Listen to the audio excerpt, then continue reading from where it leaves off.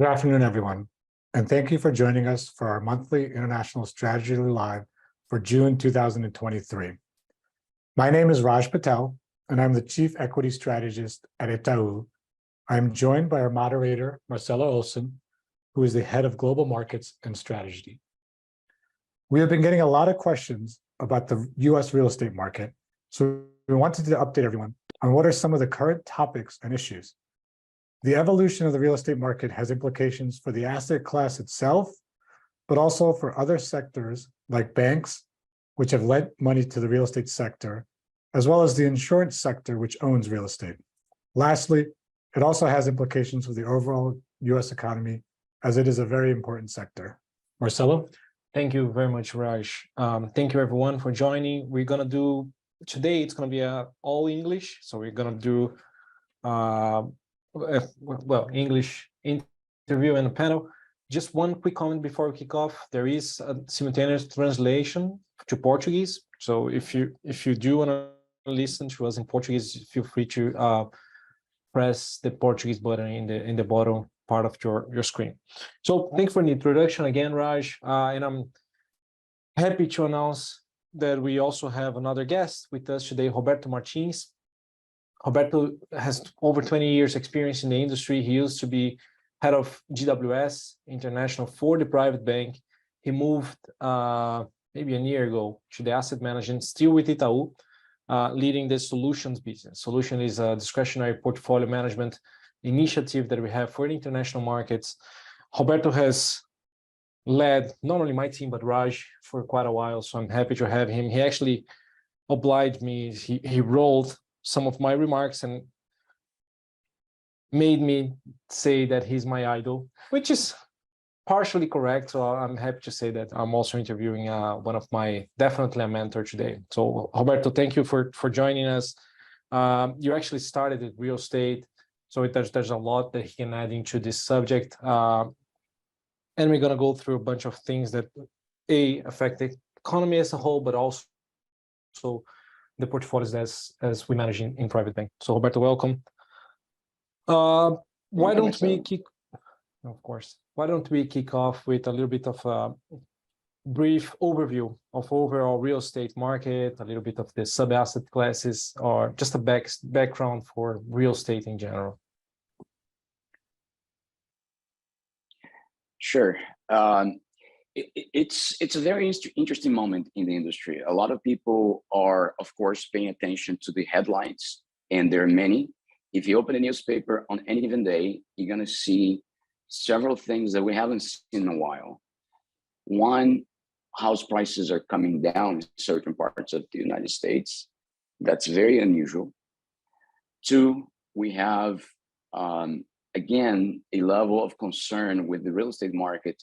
This time, different from 2008, it is the commercial real estate sector. And we're going to talk a little bit about that. But I think the first message is real estate market is a huge market, and it's very hard to put everything in the same mix. We're going to talk about residential real estate, which is usually single home properties. When we think about condos and multifamily, it's usually classified under commercial real estate. But for all purposes, we're going to look at residential real estate altogether.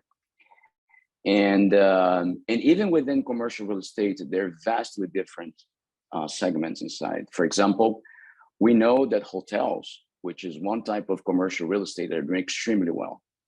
And demand is very high. It's close to pre-pandemic levels, and there are just not enough rooms in the country today. At the same time, you have a story on retail, shopping malls, and other things that has been in crisis for actually quite a long time, near a decade now, that occupancy has been coming down. And you have offices that post-pandemic have been hit in a way that we never thought it was possible because of working from home. So overall, again, if you open a newspaper, you're going to read about real estate, no matter what. The message may be very different. Some of them may be related to the pandemic effect. But I would like to start actually with a story about the residential real estate segment that precedes the pandemic. Something very strange happened to residential real estate in the US in the last 20, 30 years. One concept that you must understand if you want to understand residential real estate is household formation.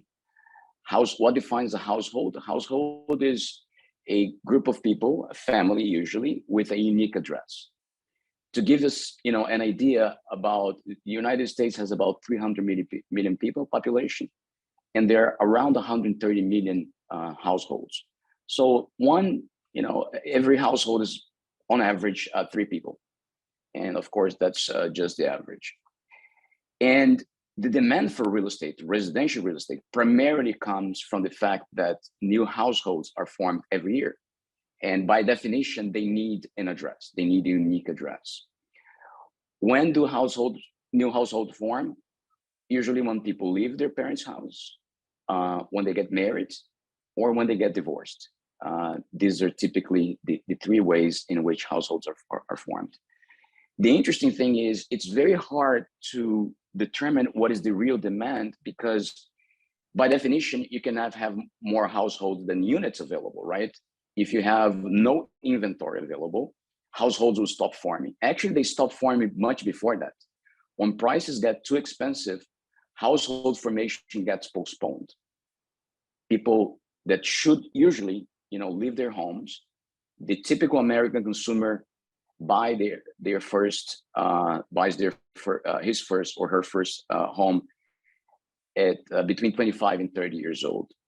What we saw in the past, and this maybe had to do with a lot of things that happened in the late 80s, in the early 90s, a little bit was the millennials were coming to this age, we're getting close to this age. We also had, the affordability started to become much worse in the US. So the trend that we had before the late 80s and early 90s was a constant increase in household formation. And this makes sense because as the country gets more wealthy, people can afford, household formation as a percentage of population increases. If you don't mind, let me show a chart here because I think it's better than just me talking here. Let me see if I can pull out this chart. Hopefully this will work. We tested before. Here it is. Let me see. Tell me if you can see this chart. Yes. Yep, we can see it. Okay. So this is exactly what I'm talking about. If you look at this chart from the late 60s, you see that the household formation as a percentage of the population was growing. It was below 30 or very close to 30% in the early 60s. And it reached around 37, 38% in the late 80s. Then something strange happened. It stays stagnant for a long time. Again, nobody knows exactly why, but there's a feeling that affordability was an issue. Also a generational aspect that millennials or some of the generation that were about to buy houses were just not valuing owning a house as much as their parents. And there was a question if household formation would ever increase as a percent. It was increasing, but not as fast as before. And then something that nobody can explain exactly why, around 2013, households started to accelerate very quickly in the US. It started to grow much faster than population. Some people think that is because the prices of houses had declined after the global financial crisis, or it could be again a generational thing. Nobody knows exactly what, but in essence, household formation started to increase at the same speed it was increasing in the 60s. At the same time, something else was happening. This is the number of housing starts. So some construction, construction starts, you have to apply for a permit. Not all of them finish. Some of these buildings take longer, but it's a good proxy for us to see why the real estate market is behaving the way it's behaving now. If you can see more or less about 2%. There was a 2% renewal of the number of units every year in the US. It doesn't mean that the number of units was growing, because some units actually get depleted. Some houses are too old, they're not, they're just demolished. So it seems like for a long time, this 2% was enough to keep up with the population growth and new house formation. And then, not completely unexpected, around 2008, the number of new housing, housing starts declined significantly. Nobody wanted to build houses because there was excess inventory. And this number has stayed below 1% until very recently. So here you have two things happening at the same time. You have household formation accelerating, and construction is slowing down. And when you put the two together, this is what we have today. And this is why the residential real estate in the US is extremely healthy at this moment, even though in many regions, prices are coming down. So what you have here, in essence, the orange bars is what we could call monthly surplus or deficit. This is pretty much household growth minus unit growth. As you can see, after 2009, this has been negative. This is quarterly numbers, almost every quarter, meaning construction was not keeping up with demand. Now there's a question, as you can see, the blue line, this blue line actually was growing over time. So it seems like we had a big surplus of units, and now it's kind of normalizing. It's hard to say exactly what excess of housing we need. Again, there's a frictional inventory that you need. People, sometimes they leave their houses, they buy a new one, but they haven't sold the other one. So it's never going to be zero. So we don't know if this decline after 2008 is enough maybe to clean, the inventory. All we know, I don't have a chart here, but inventories have been extremely low. Usually you have around 4 months of inventory in the US. During the before 2008, we got to 12 months, or right after 2008 actually. So there was a lot of inventory. Now we're running close to 2 months in many regions. Some other regions are close to 1 month inventory. So in summary, Marcelo, and I'm sorry if I extended myself a little bit too much, but talking about residential real estate in the US, it is a very tight market. Demographics are such that at this moment, even though, as I mentioned, some regions are seeing very significant price depreciation or price decline, in general, there are not enough houses in the US. Yes, prices are too high. If you go to certain regions like Florida specifically, or Texas, or some other regions in the US, you can see prices doubling since the pandemic. But overall, for the country as a whole, the real estate market is in a state that is hard to see prices coming down much more than what they have on average. On the contrary, if prices come down much more than this, it's very probably we're going to see significant pickup in demand. Right now, we have mortgage rates very high. There's some headwinds here, but in general, real estate is about demographics. Real estate is about one thing only, at least residential, it's household formation. And right now, we have a big problem in this country. We have too many people wanting to form households and not enough construction. Maybe this will stabilize. Construction has picked up, but I think it's fair to say the real estate, residential real estate as an asset class has very healthy dynamics and fundamentals right now.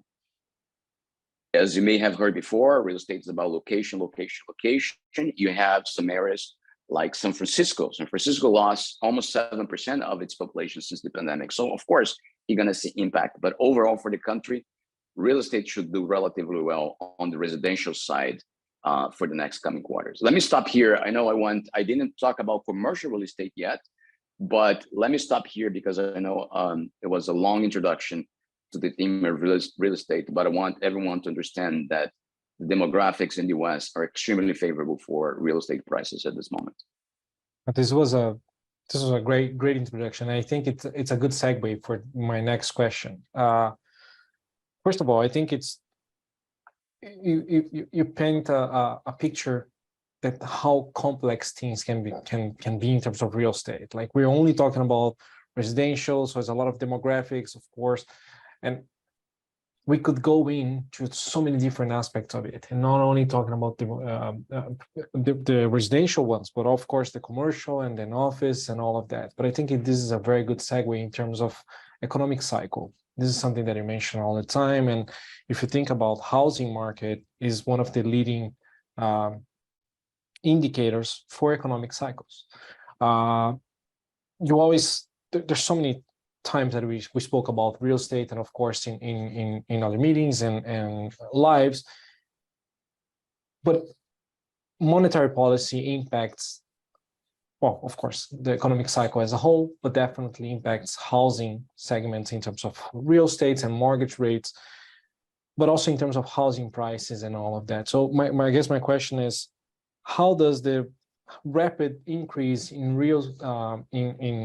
in interest rates over the past year and a half impact housing markets as a whole? This is another thing that you may be reading in newspapers that is extremely unique about this cycle. The speed at which normally, if you have an increase in interest rates, that of course impacts the appetite people have. But again, the demographics doesn't stop. People, they will need to buy a house. Maybe they'll buy a smaller house. Maybe they'll buy in a neighborhood they didn't plan to, but demographics never stop.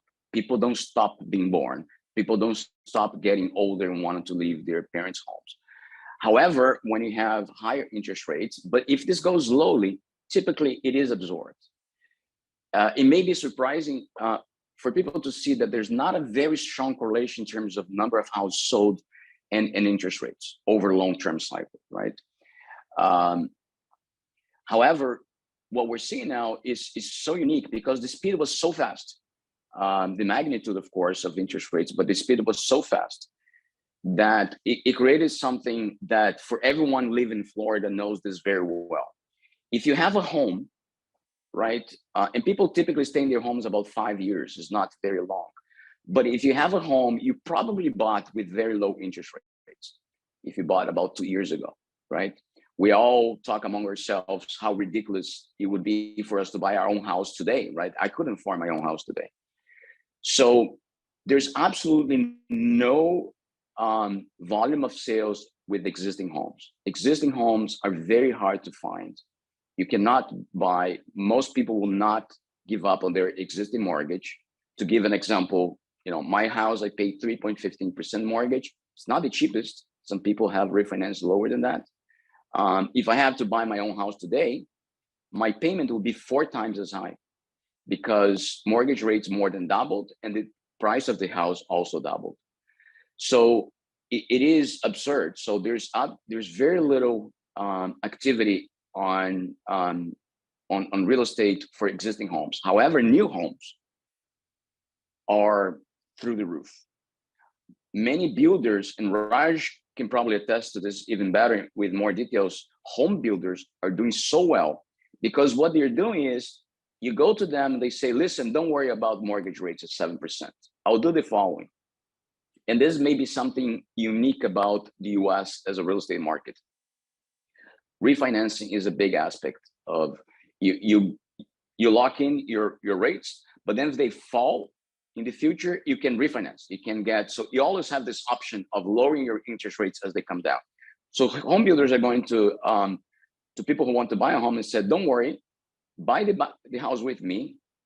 I will give you a lower rate. I'll finance the first 2 years for you at a much lower rate. In essence, they give a discount on the house, right? And in 2 years, probably rates are going to be much lower.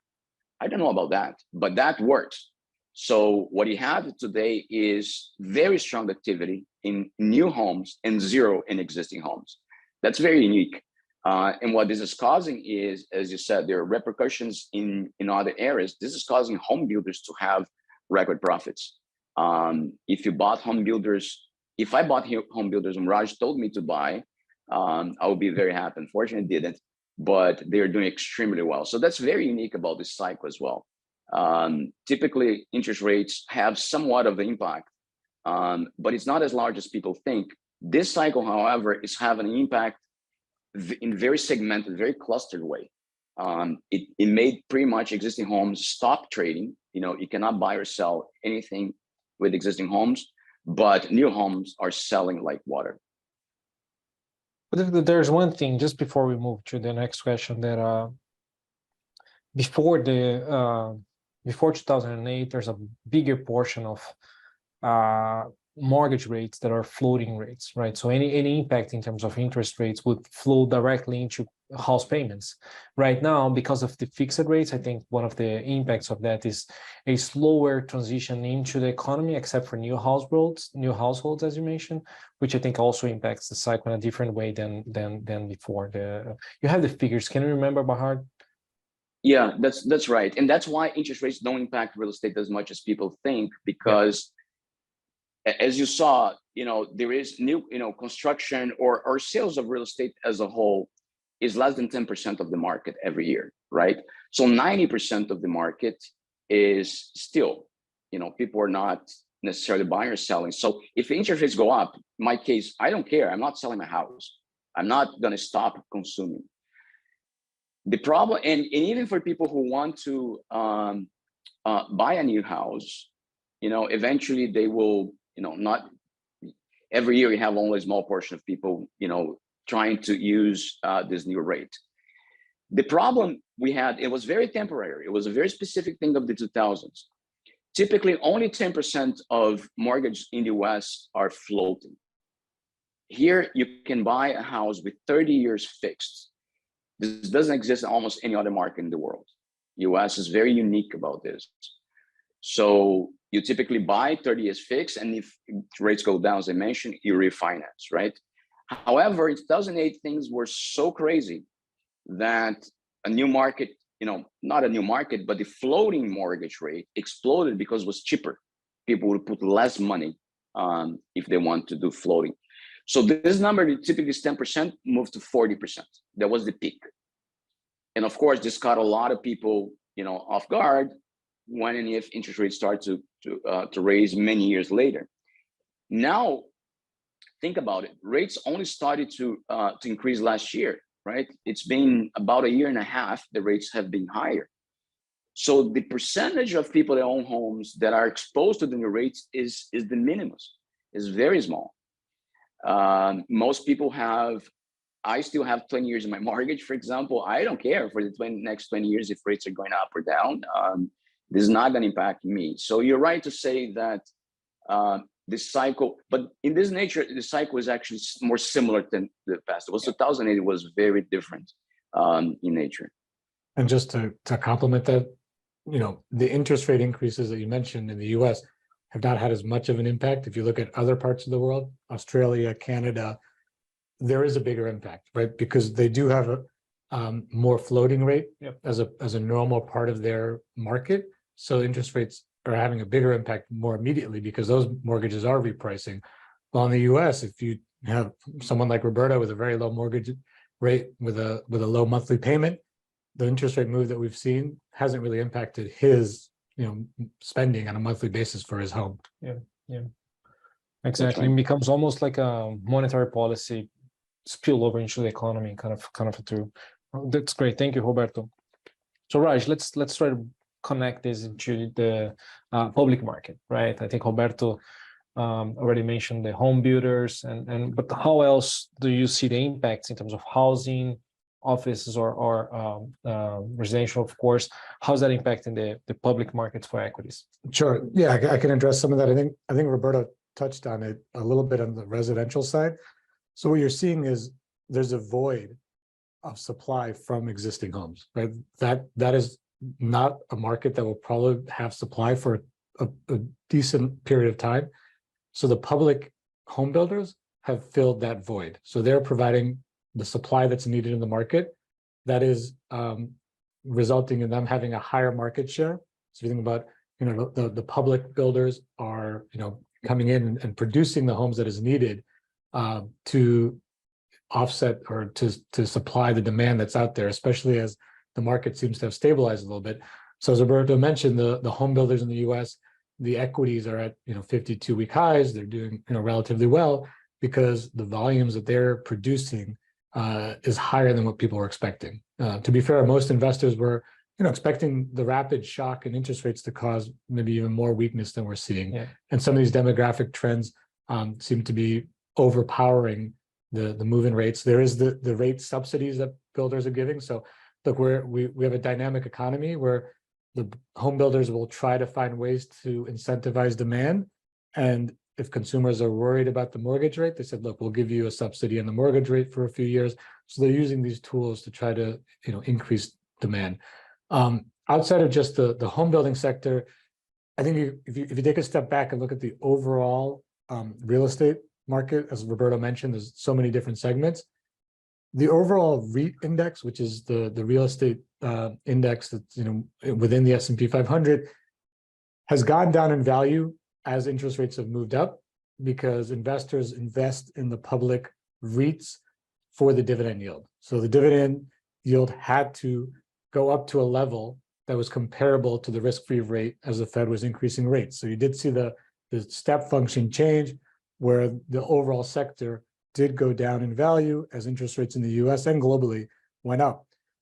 If you take a step down and look at the subsectors, there are sectors like office that Roberto mentioned where you're seeing a much worse performance. If you look at retail, you're seeing weaker performance.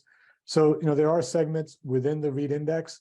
Within office, you have companies like Vornado, SL Green. These are big owners of real estate in the US, and especially in certain cities like New York and San Francisco, where there are problems, right? So these are the cities where you're seeing companies leaving, hybrid work, all these things impacting the office market.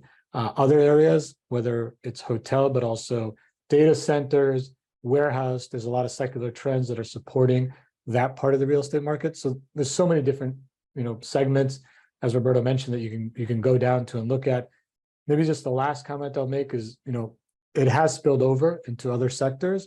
So if you look at banks, the banks that have the most exposure to real estate outside of what's been going on with Silicon Valley and First Republic have got hurt worse just because people are worried about what type of impairments they could be forced to take. So if you're a bank and you have a lot of office real estate in New York and San Francisco, investors are saying, well, that real estate is going to have to get impaired. It's going to be worth less. And some of those loans are not going to get paid back to the full amount. So we'll have to see how the banks work these out. If you look at historical cycles, banks will try to work out those loans, right? They don't want to necessarily, go into default and take the loan. So they'll see how they can extend it, how they can adjust it. And then there are certain insurance companies in the US that also invest in real estate. Again, it's a diversifier, right? Insurance companies get premiums. They look to invest in bonds and equities. They also invested in real estate. So, as one of the insurance companies with the higher exposure to commercial real estate, especially office, have traded poorly over the last, let's say, 6 to 12 months. Yeah. And I was checking some of the questions just before we move to a couple of other questions. One of the things that I received, and it's probably for both of you, we don't necessarily have real estate as one of the asset classes for our portfolio construction for private banks. So it's not in our committee. Of course, we discuss that all the time. But I would love to hear your perspective, Roberto and Raj. Please feel free to complement. How do you see, what is your angle when you analyze real estate in terms of portfolio construction? What is your take on that? This is a very important topic because, maybe even before we got to details, there's a fundamental question here is how we invest in real estate in the US, right? I'm assuming a good portion of your audience today doesn't live in the US, and they're probably living in Brazil. So let me separate here. There are many ways, but let me talk about 3 very different ways in which you could invest. And my recommendation in particular would be to be one of them, I think, is superior to the other 2 here. One way is what Raj just mentioned, REITs, real estate investment trusts. They are almost the equivalent of, I'm going to use a word in Portuguese now, so the translator doesn't have to translate this one, fundos imobiliários. in Brazil, right? So here you have a highly diversified, very regulated instrument that can only do so much. There's not a lot of room for value add here. They have specifications that they need to follow. The good thing is there are hundreds, if not thousands, of REITs in the US for you to invest. So you have every sort of REIT. You have REITs for offices, for medical offices, for student housing, for everything you can imagine. They must pay almost all their profits in the form of dividend. Unfortunately for our investors, not a great deal because they pay taxes on dividends. So this is one way to invest. This is not the way I usually recommend clients to invest. The other two are what we call private real estate. Okay, this is actually buying the property in one way or another, not buying a financial instrument. You're buying the property. And here you can buy as a general partner or be as a limited partner. These terms, if you know private equity, they're the same. So as a general partner means you're doing it alone, almost, right? You can get a realtor, you can get consultants, and some clients sometimes come in and say, I'd like to buy a building in the US, or I'd like to buy a store that I can rent out to Home Depot, things like that, right? So this is one way of doing it. The other way, which I think is a little better, is as a limited partner, where it's like private equity. Some people even call private equity real estate. I call it private real estate, where you invest with other people. You don't necessarily choose what you're going to invest in, but you associate yourself with the manager and you actually own the property, right? It could be the debt or the equity, but typically here we're talking about the equity. This has some advantage because the use of leverage is very effective. You have, in essence, a lot of value added by the manager. You have to keep in mind real estate are unique assets. There are no, two buildings alike. Sometimes some can be similar, but it's very different from buying stock or from buying, other things that they are tradable. You can come in and out. These are unique assets and you need to understand, you need to do your homework. And if you're going to buy them, you probably must own it for 5 or 10 years. There's usually, and there's so many ways to invest in real estate. Even within that, there is development, there is value add. That typically the building is not in great shape. You want to buy it and improve it and rent for a higher rate. There is core that we call, that's more stable income, stable units, and there's core plus, which is very low risk in essence. So the way that I usually would suggest when we look at asset allocation is to invest in private real estate because I think there's more value add, but typically to a general partner. So you would enter into a fund or a commingled vehicle where you invest with other people. Let me make 2 comments here about real estate. Everybody knows that I like the asset class a lot. Some people say, oh, you have to pay taxes. That's true. You have to pay some taxes, but there are ways for you to lower your tax load. We can get in details anyone wants this, but let me show you. First, let me share with you one number that caught my attention. I saw this about a year ago. There are several firms that do research with private bank or wealth management clients around the world. And they see how these clients are allocated, right? I usually compare how these clients are allocated to our own clients. We know that in Latin America, our clients have more fixed income than the average investor. That's the nature of our clients, they like income. Interesting enough, real estate is an income generator, right? So it is a cousin of fixed income. It's very close. When I look at the average allocation of ultra high net worth clients, and I look at their private real estate allocation, it's 25% globally. That does not include their main house. Okay? This is their allocation to private real estate. For our clients, it's 0.5%. That is the biggest discrepancy that we have in any asset class when compared to clients from other regions. Why is that the case? Hard to say. I have a few theories, but interesting enough, our clients invest in real estate in their home markets, but maybe for lack of offering Maybe it's our fault. We're not, showing enough deals to our clients. But in general, that's the biggest under allocation that we have among all asset classes. So I really encourage people to look at it. From time to time, we will have offers in real estate.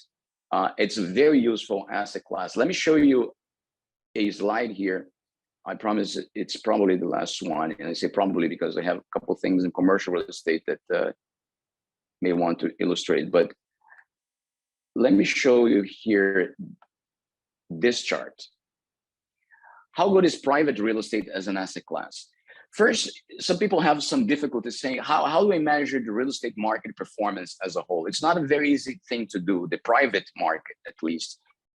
But there are certain ways. What I have here is the performance of what we call the TIAA account. The TIAA account is actually, this pension fund, the Teachers Insurance and Annuity Association of America. It's not a pension fund, but it works as a pension fund. They actually share the results of their private real estate. They have been investing in real estate for years. They're one of the largest real estate in the world. So they share with us their actual results. So if you know something about, some of these illiquid results, a lot of tricks, their survivorship bias, other things, this doesn't have it. This is the actual experience of a firm that has been investing in private real estate for a long time. That's the orange line. It has produced an annualized rate of 6% per year since 1996. That's not bad.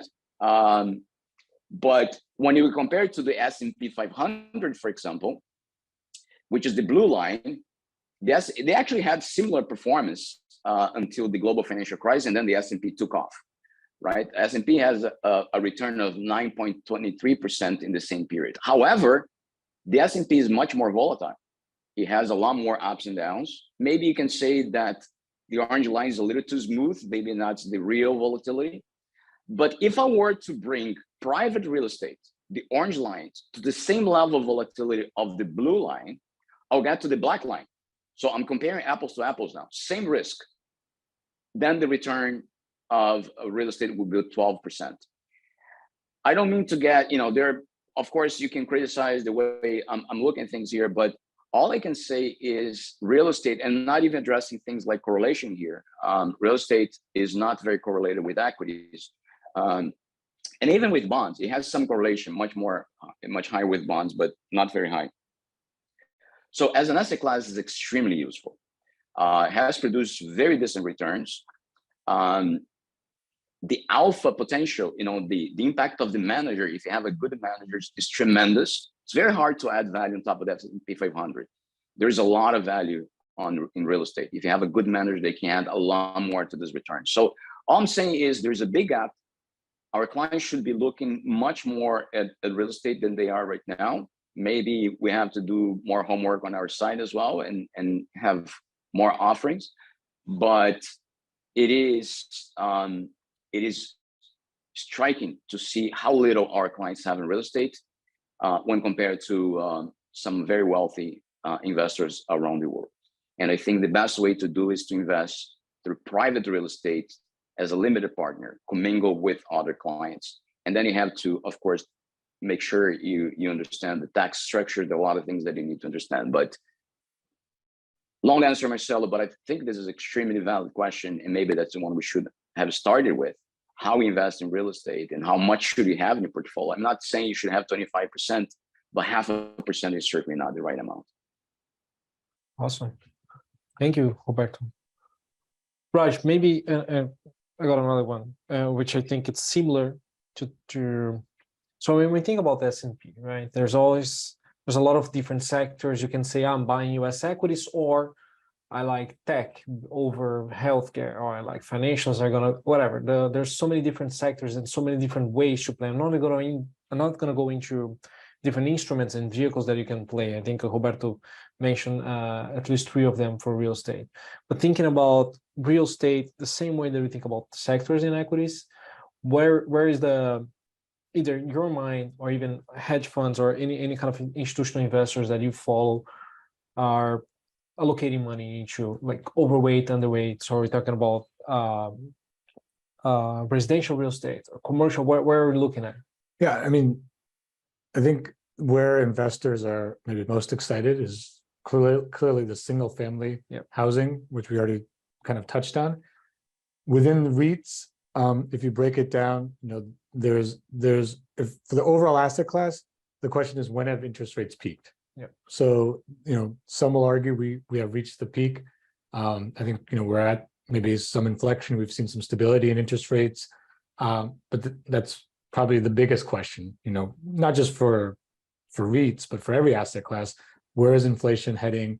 Where are interest rates heading?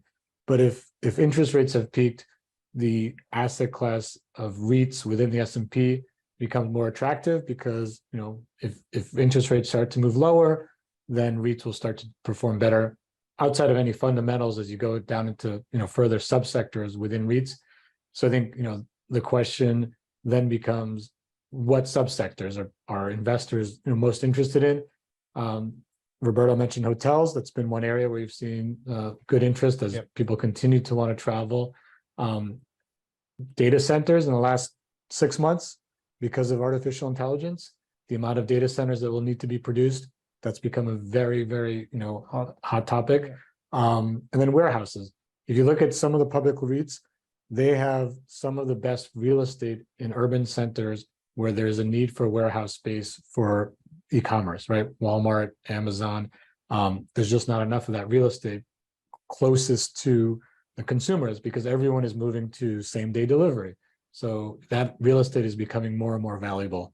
Outside of that, I'd say the one area of concern within, let's say, a broader real estate market is remodeling. So if you look at Home Depot and Lowe's, all through the pandemic, people were reinvesting in their home. They were adding the extra bedroom, the office. So they spent a lot of money in, let's say, second half of 2020, 2021, kind of expanding the home, fixing up the home. It's kind of an activity almost. Some people went to go play golf. Some people decided to fix their home during the pandemic. And so the concern, and you're starting to see that with Home Depot and others, is that some of that activity has started to slow. And to be fair, a lot of the existing home sale comments that Roberto mentioned, that's when you see the most activity. So if you're selling your existing home, you might fix that home to then put it on the market. Or if you're buying it, you'll fix it after you bought it. You have to put the new paint job, you have to fix the bathroom and make it the way you are. And so if that existing home inventory or turnover is not there, then the remodeling space is one where people are a little bit more cautious on. And so again, we'll have to see. You're already seeing the early signs that the remodeling spend is slowing, and some of it is because so much was spent, and some of it is because existing home sales have dropped pretty dramatically. So that's maybe gives you an overview across different sectors. That's a great overview. And there's a follow-up question maybe, and Roberto, feel free to jump in as well. The work from home migration, let's call it, the new setup as the office world works. It's probably, did it hit the bottom already? Are we looking to people coming back to the office? There's this whole discussion on offices is still very stay away from offices in the real estate investment sense. I mean, I can let Roberto chime in. I know he said he had some comments on commercial real estate as well. I don't know if you wanted to make comments or answer that question. If not, I can. I think you're going to have probably a different angle. What I was going to say about this is, yes, commercial real estate, specifically offices, was hit pretty hard, right? Mm-hmm. Interesting enough, prices have not come down too much. However, there's something very dangerous at this juncture here.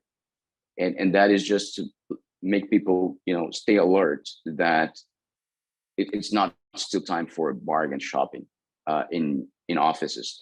What is happening now is, and this, depending how you read it in the newspaper, again, it may sound more dramatic than it really is, but you see, PIMCO defaulted on buildings that they owned. Well, yes, PIMCO, as many other managers, invested, bought offices or, entire buildings that they rent out. But because now they are, sometimes 1/3 or half empty, they're not paying their bills. So many times it's better for the investor to walk away and give back the property to the bank.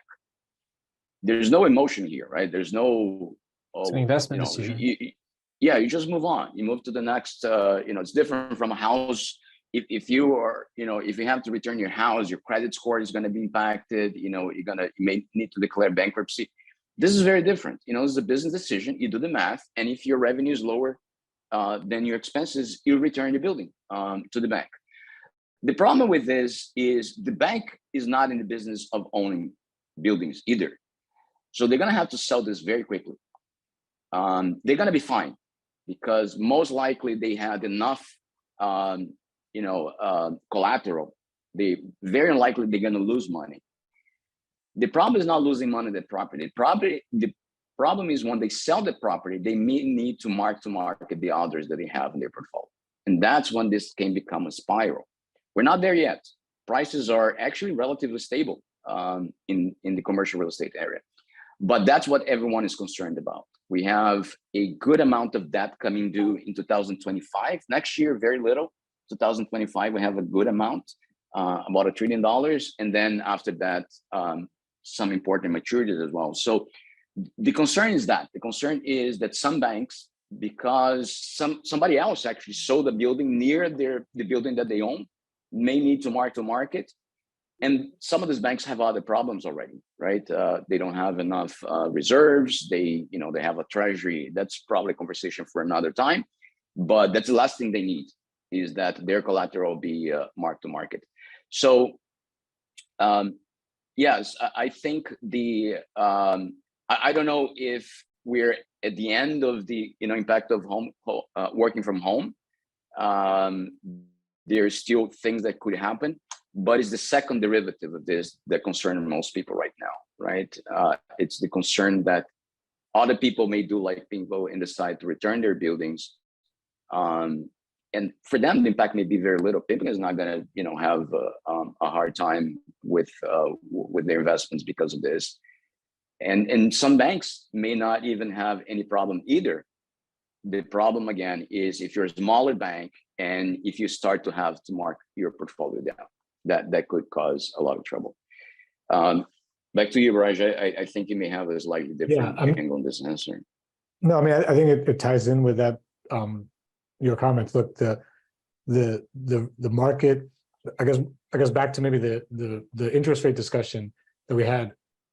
We talked about how residential is mostly fixed. A lot of office commercial real estate is floating. So you do have a much faster repricing on the debt. And so again, there's been a few examples where when that debt service cost goes up, the owners say, look, it doesn't make sense. So I need to default and we'll figure out how to work this out. So that's the difference between residential and office in terms of how the loans are structured. And then there is the maturity wall, which Roberto referenced. The next couple of years, a lot of the debt comes due. Then the question is, are they going to be able to roll that debt? Will that same bank give the same loan with the same terms? Probably not if the value of the building is a lot less, that office building. So there's some concern around what happens when this loan or all these loans, start to become due, and how are those restructured? And then it becomes a spiral potentially. Again, we have to see how this happens. Banks want to work this out as much as they can. As Roberto mentioned, they don't want to hold the real estate, but it's an illiquid market, right? So you could have a freezing of transactions where nothing trades, and then you're trying to find a price for an illiquid asset. When asset prices are dropping, it causes a lot of volatility. So look, there are some signs that maybe in some parts of the country, maybe office is stabilized. It's not good. It still means there's a lot of vacancies and empty buildings. But the new artificial intelligence boom has meant, well, maybe San Francisco is not getting worse. It's stabilizing because some of these new AI companies need office space. So I think it's still unclear. I think the volatility will be high. There will be an illiquid market when it's going through this much change. You have to be careful. Whether work for home is here to stay Itaú's, like every other company, trying to determine what is the right balance, right? Because a lot of studies have shown that, working together in person makes sense, but there are some benefits from working from home. So, we'll have to see how this transition over time. I mean, even, new employees from college, having people in the office, it helps them to grow and mentor. So, there's a lot of different things that companies are thinking about. I don't think the answer is known yet. It still seems like an experiment as people are going through this. Awesome. Thank you, Raj and Roberto. I do have a couple of extra questions, Roberto. Some of them we already answered, but maybe, if you don't mind, can you provide us with your concluding remarks about real estate, and maybe add to the equation how do you think the real estate market contributes in terms of spillover for inflation? And what about, and they refer to the HOPE model, which is a kind of economic model to try to assess economic cycles. How do you see that in terms of possible recession, and what is the real estate market is telling us? So a couple of long questions. Sorry about that. I'll try to be as objective and quick as possible. So in terms of spillover inflation, I may need for you to remind you some of the questions, but spillover from inflation, that's definitely a problem. But it has to do a lot of the way this is calculated as well. It's a moving average. Mm-hmm. But the good news in the latest numbers of inflation is that this component inflation, which is very large, is about 40% of the inflation contribution to inflation, is coming down. That was the last thing that people were waiting for it to come down, and it is in fact coming down now. So it seems that rents in the West, on average, are starting to come down from their peak. So this is good news, but because we know of this demographic problem, I'm afraid we're not going to have deflation in rents, for example. So hopefully we'll decelerate, but I don't think we can expect rentals to come much more down than a certain level because of demographics. The HOPE model. So the HOPE model is something we borrow from our contributor Michael Kontrovitz, who it basically says that the 4 variables that you should monitor are housing, orders, profits, and employment for HOPE, HOPA. Housing is typically the first market to start to decelerate, and is the first to recover. We don't know if this is just a false signal, but housing is recovering right in the US. So it could be that we're not even going to have a recession, because unemployment is still employment market, the job market is still very strong, and housing start to recover. These are actually the 2 things that make people feel wealthy, or that they can consume it. If they feel their house is not depreciating or stable, there's a wealth effect. And if they still have their job, they have income. So the consumer may feel very, encouraged to continue to consume if the housing market recovers here. Remains to be seen. If you look at the latest numbers, it seems that it's recovering. It could be a false signal here. It happened before, so we may continue to slide down in the future. I think the first question you asked, I didn't answer. You have to remind me what it was. Inflation and recession link to real estate, and any final remarks in terms of the asset class as a whole, of course.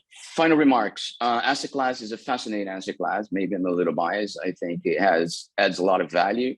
It can produce great results with the right managers. And I think our investors are usually underallocated. So you should be pushing Itaú and the private bankers to ask their product team and everyone else to bring more products in real estate.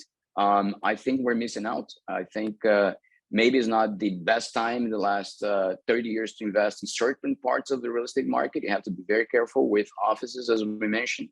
But I think there's plenty of opportunity in the residential market if you're careful with the region that you're investing in and the manager that you selected. Awesome.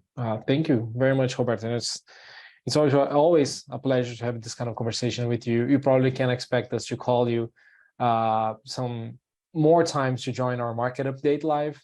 This was definitely a pleasure for me. Any final remarks from you, Raj? No, I want to thank Roberto. I think this is a very informative. I think having Roberto, I always learn something new. So it was great to have those charts and see the visuals in terms of what's going on with the real estate market. So I appreciate the time that you've made for us. My pleasure. Thank you very much, Roberto. Thank you all of our clients. Thank you, guys. And you that joined the live, and I'll see you next month. Thanks everyone for joining. Bye. Thanks. Bye-bye.